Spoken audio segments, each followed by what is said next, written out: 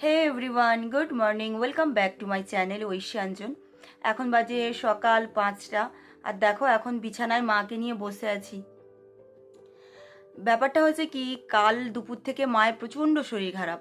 শরীর খারাপ বলতে আগের দিন ছিল বৃহস্পতিবার, আর অঘ্রাণ মাসে যেহেতু বৃহস্পতিবার, মা ভেবেছে যে মা ভাত খাবে না, মা রুটি বা পরোটা খেয়ে থাকবে।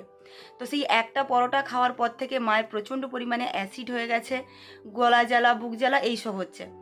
তো বেশ একটু ঠিক ছিল, তারপর বিকেলের পর থেকে এত বমি, শরীর খারাপ যে কি বলবো। তারপর ডক্টর দেখিয়ে আবার মায়ের জন্য কিছু ওষুধ টষুধ আনা হয়েছে।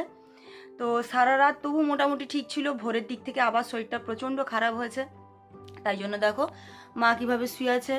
মাকে দেখেও খারাপ লাগছে, কেননা মা এই সময় ভোরবেলা উঠে পড়ে, বাড়ির সমস্ত কাজ করে, জল ধরা থেকে শুরু করে ঘর ঝাড় দেওয়া, মানে যা কাজ থাকে সকালের আর কি, ফুল তোলা। সেই মা এখন চুপ করে শুয়ে আছে, দেখতেও খারাপ লাগছে। আর মায়ের না এই প্রবলেমটা অনেক দিন থেকে, মানে ধরো মানে বিগত অনেক বছর থেকে মায়ের এই অ্যাসিডের প্রবলেমটা প্রায়ই হয়। আর যখন হয় মা পুরো মানে সেই মাথার যন্ত্রণা মায়ের, আবার বমি হতেই থাকে। তো এবারেও সেই রকমই বাড়াবাড়ি হয়েছে। তারপর 2-4 দিন পরে আমাদের সোনুর বিয়ে, তোমরা তো জানোই। তো ততক্ষণ পর্যন্ত জানি না সুস্থ হতে পারবে কি না, কিন্তু এখন আপাতত প্রচুর শরীর খারাপ। কাল থেকে সেভাবে ঠিক মতো কিছু খেতেও পারেনি, মানে যা খাচ্ছে তাই প্রায় বমি হয়ে যাচ্ছে। আর আজকে হচ্ছে সকাল থেকে মায়ের প্রচণ্ড শরীর খারাপ, মানে উঠতে পারছে না।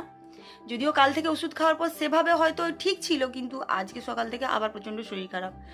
তো কি করব, প্রথমে ভেবেছিলাম জিম যাব না, তারপর ভাবলাম যে মাকে ওষুধ খাইয়ে কাজ সেরে জিমটা কেন বন্ধ করব, যাব 1 ঘন্টার জন্য, জিম করে আবার চলে আসব।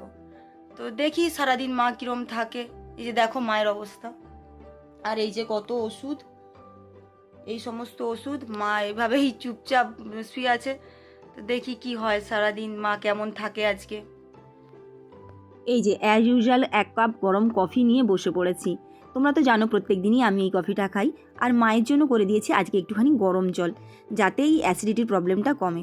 আজকে এই ব্ল্যাক কফির সঙ্গে নিয়েছি একটুখানি আদা, গোলমরিচ আর ডালচিনি। শুনেছি নাকি এটা ওয়েট লসে ভীষণভাবে হেল্প করে। কাল যখন মায়ের প্রচণ্ড শরীর খারাপ হয়েছিল, তখন এই ওষুধটা নিয়ে এসেছিলাম ডাক্তারের সঙ্গে কথা বলে। ভীষণভাবে ঝিমিয়ে পড়েছিল, আর এত বমি হচ্ছিল না, আমরা ভীষণভাবে ভয় পেয়ে গেছিলাম। তারপর দেখো কেমন ঝিমিয়ে শুয়ে আছে, ভীষণভাবে মন খারাপ লাগছে। যেই মানুষটা প্রত্যেক দিন উঠে কাজ করে, প্রত্যেক দিন উঠে বাড়ির সমস্ত কাজ করে, আজ সে ঝিমিয়ে পড়ে আছে। ভীষণ খারাপ লাগছিল। তারপর বললাম যে তুমি উঠে পড়ো, বেকার শুয়ে থেকে তো লাভ নেই, আগে ওষুধটা খেয়ে নাও খালি পেটে, দেন পরে তুমি দেরি করে একটুখানি না হয় চা খেও। তো তারপরে মাকে যেই সকালবেলার খালি পেটের ওষুধটা ছিল সেটা আগে দিয়ে দিলাম। মায়ের আবার ওষুধ খেতে ভীষণ অনীহা, কারণ সারাদিনের সুগার প্রেশারের জন্য মাকে প্রায় 7-8টা ওষুধ খেতে হয়, তার উপরে আবার এই সমস্ত ওষুধ। মায়ের শরীরটা না ঠিকঠাকভাবে টানে না, মানে ধকলটা নিতে পারে না এত ওষুধের। তো সেই জন্য কী আর করবে, খেতে তো হবেই। খেয়েছো, এবার চুপ করে শুয়ে থাকো একটুখানি। তারপর মাকে বললাম বসে থেকে কি করবে এই ঠান্ডাতে, এখন উঠতে হবে না, তুমি বরং একটুখানি শুয়ে ঘুমো, আমরা জিম থেকে আসি, এসে তারপর তোমাকে মানে যা জলখাবার তৈরি করে দেবো। তারপর দেখলাম ওষুধ খাওয়ার পরে না মা একটুখানি ঘুমিয়ে পড়লো। তারপরে আমরা আর কি করব, সমস্ত কাজ সমস্ত সেরে বেরিয়ে পড়লাম জিমের জন্যে। তো মাকে জল আর ওষুধ হাতের সামনে রেখে আপাতত আমি আর সোনামণি বেরিয়ে এসেছি জিমে। কারণ জিম বন্ধ করে শুধু শুধু লাভ নেই, বাড়িতে তো বিচিত্রা রয়েছেই, সাথে বাবাও হাঁটতে গেছিলো, বাবাও ফিরে চলে এসছে। তো সেই জন্য মাকে রেখে এসছি। এখন মা আপাতত একটুখানি ওষুধটা খাওয়ার পর দেখছি একটু ঘুমিয়েছে। তো সেই ভাবলাম যে তাহলে আমরা জিম থেকে ঘুরে আসি, এসে একটু মায়ের জন্য ভাবছি জলখাবার বানাবো। মা যদি ডালিয়া খেতে পারে তাহলে একটু ডালিয়া বানাবো, আর না হলে ভাবছি যে একটু জল মুড়ি দিয়ে দেবো, মানে যদি খেতে পারে আর কি। কারণ এই সময়ে ওষুধ খাচ্ছে, তো যাই কিছু খাচ্ছে মায়ের মুখে কিছুই রুচছে না আর কি। তো সেই জন্য ভাবছি যে একটু ডালিয়া বানাবো, যদি খেতে পারে তাহলে ডালিয়া খাবে, আর না হলে জল মুড়ি খাবে। এবারে তোমরা প্লিজ একটু কমেন্ট করে জানাও এরকম অ্যাসিডিটির পেশেন্টকে কি দিলে ভালো হবে, মানে কি খাওয়ার দিলে এই সময় ভালো হবে। কারণ যাই খাচ্ছে, আর আমাদের ভয় করছে যেটাই খাবে সেটাতেই বমি হয়ে যাচ্ছে, অ্যাসিড হয়ে যাচ্ছে, তাই ভয়ে ভয়ে আছি আর কি। মানে যাই দেবো সেটাতেই যদি অ্যাসিড হয়ে যায়, তো তোমরা প্লিজ কমেন্ট করে জানাও যে এই সময় এই পেশেন্টকে কি দিলে ভালো হবে, মানে কি খাবারটা দিলে ভালো হবে। ডক্টর যদিও বলেছে যে যেটা খেতে পারে সেটা খাক, কিন্তু তবুও আমাদের মনে একটুখানি ভয় রয়েছে, যদি আবার একটু বাড়াবাড়ি হয়।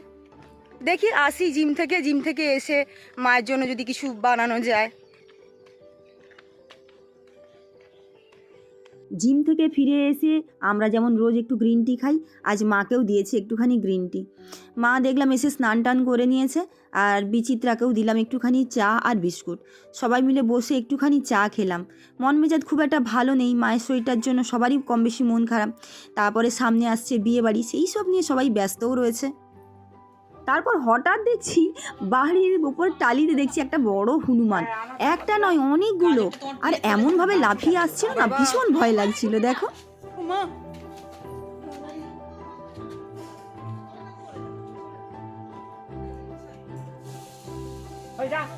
ছাড়ো, ছেড়ে দাও বাবা, চলে আসো, দেখেছো? মাকে জিজ্ঞেস করলাম যে তুমি কি খেতে চাও, মানে তোমার এখন কি খেতে ইচ্ছে করছে। মা বললো আমার একদমই কিছু খাওয়ার ইচ্ছে নেই, কারণ মুখে কিছুই ভালো লাগছে না, যাই খাচ্ছে মুখটা তেতো লাগছে। সেই জন্য মা বললো মা একটুখানি শুকনো মুড়ি খাবে, তাই মাকে দিয়েছি একটুখানি জল বলতে মুড়ির মধ্যে জল দেইনি, এমনি একটুখানি শুকনো মুড়ি খেলো আর একটু জল, কারণ মাকে তো সুগারের ওষুধ খেতে হবে। তারপরে আসার সময় আমার এক কাকিমা একটু চপ দিয়েছিল, তাই বাবাকে বললাম তুমি ওটা দিয়েই খাও, আর আমরা একটু ওটস বা এরম কিছু খেয়ে নেব। আজকে রান্না বান্নার মধ্যে সেরকম কিছুই রান্না করছি না, করছে বলতে সোনামণিই করছে। একটু উচ্ছে আলু ভাজা হবে আজকে, আর হবে একটু শাক ভাজা, আর একদম সেদ্ধ প্লেন ঝোল। যাতে মাছ রয়েছে, যাতে কোনো রকম রিচ না হয়, তাই বোনকে বললাম সেদ্ধ ঝোল বানাতে। তাই আলু, বেগুন, শিম, পটল দিয়ে একটা আদা আর জিরে বাটা দিয়ে প্লেন সেদ্ধ ঝোল, আর ওই যে বললাম শাক ভাজা আর একটু উচ্ছে ভাজা। সোনামণি তো নিরামিষ খায়, তাই সেদ্ধ ঝোল ওর এমনি থাকবে, আর রয়েছে একটা ডিম সেদ্ধ। এরপরে কি বলো তো, সোনামণি রান্না করছে, আজকে বিচিত্রার ডাক্তার দেখানোর ডেট, তাই মা যেহেতু আজকে মাই নিয়ে যায় বিচিত্রাকে, কিন্তু আজকে যেহেতু ওর শরীর মানে মায়ের শরীর খারাপ, তাই ভাবলাম আমিই নিয়ে যাই। তারপর বিচিত্রাকে নিয়ে বেরিয়ে পড়লাম ডাক্তার দেখানোর জন্য। চেম্বার খুব বেশি দূরে না, কাছেই। বেচারির কত কষ্ট, যত বেচারির দিন এগিয়ে আসছে তত ওর কষ্ট। ডাক্তারের চেম্বারে এসে আমাদেরকে খুব একটা ওয়েট করতে হয়নি, ওই 15-20 মিনিট মতন একটুখানি আমরা বসেছিলাম। তারপরেই বিচিত্রার নাম অ্যানাউন্সমেন্ট করতে ও গেছিলো ডাক্তারের কাছে। তো ভাইকে আমি বললাম যে এই সময় ফোন করে জানিয়ে দে যে তুই ডক্টরের কাছে চলে এসেছিস। আরও একটা সুখবর হলো কি জানো, ডাক্তার দেখিয়ে বললো যে আর 1 মাস পরেই ওর ডেট রয়েছে। তো আমরা তো ভীষণ খুশি হয়ে গেছি, আর 1 মাসের অপেক্ষা। তো আমাদের একদম ডাক্তার দেখানো কমপ্লিট, খুব ভালোভাবে ডাক্তার দেখানো হয়ে গেছে, সব সুস্থ, সব কিছুই একদম নর্মাল সুস্থ স্বাভাবিক আছে। এটাই হওয়ার ছিল এবং এটাই চাইছিলাম। যাই হোক, তো আসার পথে একটা বাগানে দেখলাম খুব সুন্দর টাটকা শাকসবজি হয়েছে, তো ভাবলাম যে একদম এই সময়টা যতটা টাটকা শাকসবজি খাবে তত ভালো, আর যেহেতু বাগানে হয়েছে তাই আর কোনো রকম দ্বিধা না করে তুলে ফেললাম অনেকগুলো শাক। যাই এবারে বাড়িতে গিয়ে একটুখানি শাক ভাজা করে খাওয়ানো হবে। তারপর ডাক্তারের কাছ থেকে যখন আমরা ফিরে এলাম তখন প্রায় 12:30 থেকে 1টা বাজে। এসে দেখছি মা তখনও খায়নি, বসে আছে আমাদের জন্য, যে আমরা যেহেতু ডাক্তার দেখাতে গিয়েছি, কি হলো না হলো মা চিন্তাতে ছিল। তাই আমরা আসার পরে যখন শুনলো যে খুব ভালো, কোনো খারাপ কিছু নয়, তখন মা একটু শান্ত হলো। তারপরে মাকে দিয়ে দিয়েছি খেতে, ওই যে একদম সিম্পল ঝোল আর ভাত। এটাই খাক আজকে, দেখা যাক যদি ভালো হয়। আগের থেকে ওষুধ খাওয়ার পর দেখলাম একটু ভালো আছে। তো চলো তোমরা ভিডিওটা দেখতে থাকো, আশা করছি তোমাদের আজকের ভিডিও ভালো লাগবে। যদি ভিডিওটা ভালো লাগে তাহলে প্লিজ লাইক, কমেন্ট, শেয়ার আর সাবস্ক্রাইব অবশ্যই করে দিও। দেখা হবে নেক্সট ভিডিওতে। তোমরা সবাই আমার মায়ের জন্য প্রে করো। টাটা।